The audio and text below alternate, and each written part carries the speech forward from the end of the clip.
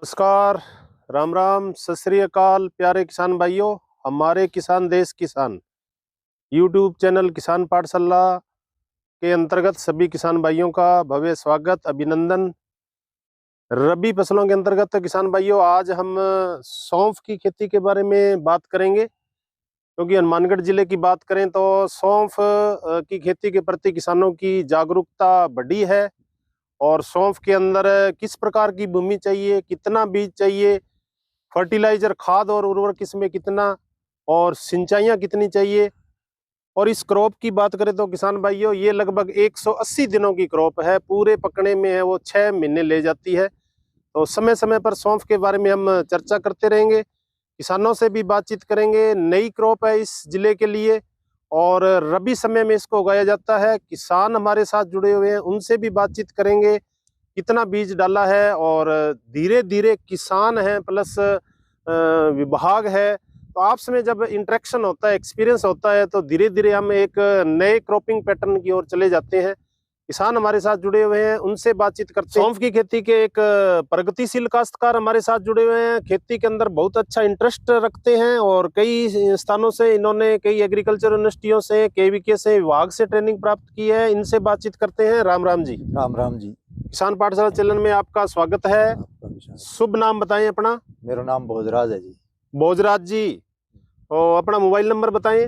96 108 17 684।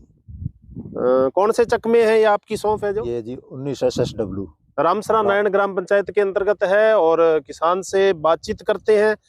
सबसे पहले प्रश्न आपसे ये करते हैं भी, आपके मन के अंदर ये विचार कैसे आया भी सौंफ की खेती है जो करनी चाहिए? ये विचार आया जी, और फसलें मतलब एक इनकम एक जगह जाके ठहर गई है जी तो जी। इनकम बढ़ाने के लिए कोई नया मतलब प्रैक्टिकल करके देखें। भी आपके मन में आया क्यों ना, क्रॉपिंग पैटर्न है, फसल पद्धति, उसको थोड़ा सा बदल के एक प्रैक्टिकल के रूप में बदल के देखें। कितने एरिया में लगाई है जी आपने ये? इस बार 1 बीघा में लगाई है। 1 बीघा में लगाई है। ये बताएं भी, आपने इसके अंदर 1 बीघा के अंदर बीज कितना इस्तेमाल किया?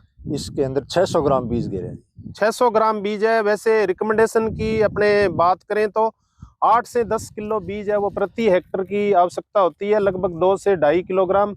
इन्होंने 600 ग्राम 1 बीघे के अंदर बीज है इस्तेमाल किया है। बीज कहाँ से लेकर के आए, वैरायटी के बारे में थोड़ा सा बताएं। वैरायटी है जी दीपक नाम से। हाँ, हाइब्रिड सीड है, नागौर से मंगाया है। सौंफ की यदि बात करें तो किसान भाइयों, इसकी वैरायटी है वो RF35 है, RF101 है, RF25 है। इसी तरीके से गुजरात फेनिल 1 है, तमिलनाडु कृषि विश्वविद्यालय से निकली हुई कोयम्बटूर 1 है। इन वैरायटियों की किसान भाई है जो खेत के अंदर सौंफ की खेती के अंदर प्रयोग कर सकते हैं। लाइन से लाइन की दूरी बताएं भोजराज जी, कितनी रखी है आपने? लाइन से लाइन की दूरी है जी 2.25 फुट।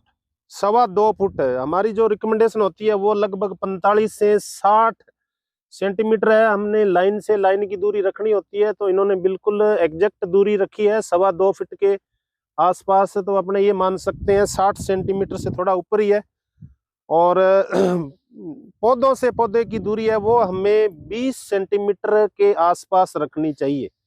जब हमारे पौधों की ऊंचाई 8 से 10 सेंटीमीटर हो जाए तो इसमें निराई गुड़ाई करनी चाहिए, खरपतवार को खेत से बाहर कर देना चाहिए।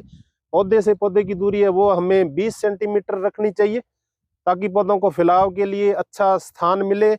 इसमें आपने कोई घास वाली दवाई प्रयोग की हो तो? नहीं जी, कोई दवाई प्रयोग कौन करी। इंगमा पहले पानी लगा के बिंग बाद में सीलर निकाल दिया। इंगमा तिरपाली बोला जी जी जी, बाहर निकाल के एक बारी कशियों खुद ही निकाल दी। हाँ, तो हाथ से निराई गुड़ाई की है तो इससे भी एयर संचार अच्छा होता है, पौधे का विकास अच्छा होता है। यदि आप घास वाली दवा प्रयोग करने चाहते हो तो बुआई के जब हमने बीज लगा दिया खेत में 2 से 3 दिन बाद में आप पेंडामेथालिन है उसका प्रयोग कर सकते हैं।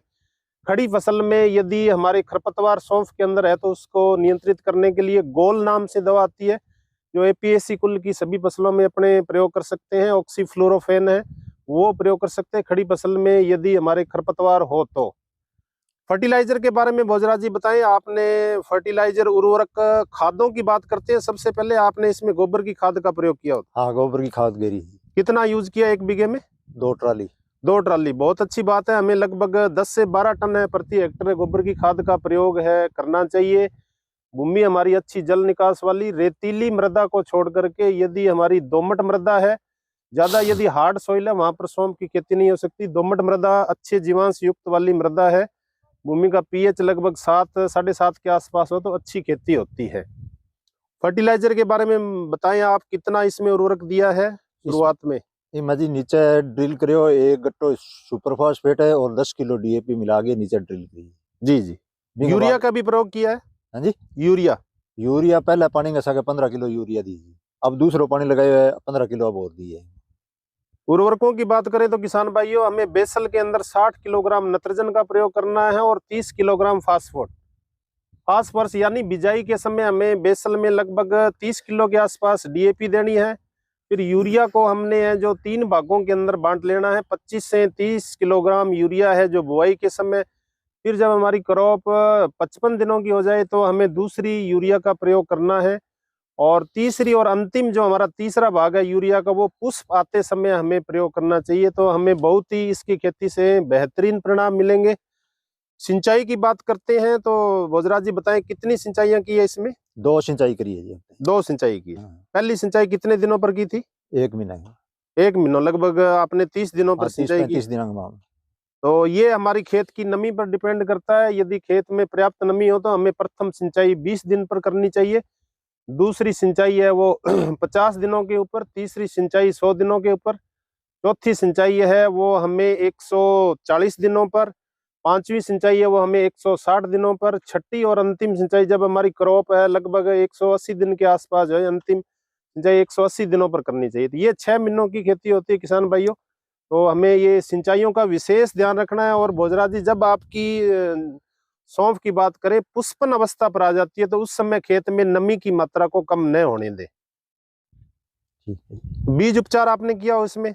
नहीं जी, बीज उपचार कम किया। बोवेस्टिन या कार्बेडिजम या ट्राइकोडर्मा और स्यूडोमोनास ले सकते हो। 5 ml trichoderma, 5 ml Pseudomonas liquid form में 1 किलो बीज इससे उपचारित करोगे तो आपको बहुत ही अच्छे परिणाम मिलेंगे। थोड़ा सा इसमें जो ब्लास्ट की बीमारी है और जड़ गलन की बीमारी इसमें आ जाती है, और जड़ गलन के समय इसके जो स्क्लेरोसिया है वो जड़ के ऊपर काले धब्बों के रूप में दिखाई देते हैं।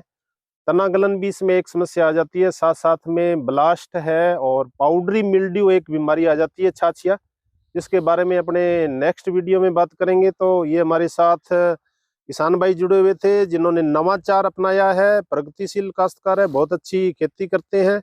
आगे की पंक्ति में आकर के इन्होंने सौंफ की खेती की शुरुआत की है, और बहुत सारे किसान भाई है जिन्होंने काफी लंबे चौड़े एरिया में सौंफ की बिजाई की है। तो इस तरीके से हम काश्तकारों से जब बातचीत करते हैं तो किसानों के एक्सपीरियंस प्लस विभाग के एक्सपीरियंस इंटरेक्शन होता है और एक नई जानकारी मिलती है। तो भोजराज जी, आपका बहुत बहुत धन्यवाद। चैनल के अंदर बहुत बहुत धन्यवाद। समय पर और विजिट करेंगे जिससे आपको इसमें कीट और बीमारियों के बारे में बताया जाएगा। तो किसान भाइयों, ये अपने एक वीडियो देख पा रहे थे सौंफ की खेती के अंदर लगभग 50 से 55 दिनों की है जो सौंफ हो चुकी। तो ये किसान भाइयों अपने सौंफ की खेती के बारे में बातचीत कर रहे थे, प्रगतिशील काश्तकार हमारे साथ जुड़े हुए थे। मिलते हैं एक नई जानकारी के साथ नेक्स्ट वीडियो में। समय समय पर सौंफ की खेती के बारे में और चर्चा करेंगे। नमस्कार जी, जय जवान, जय किसान, जय भारत।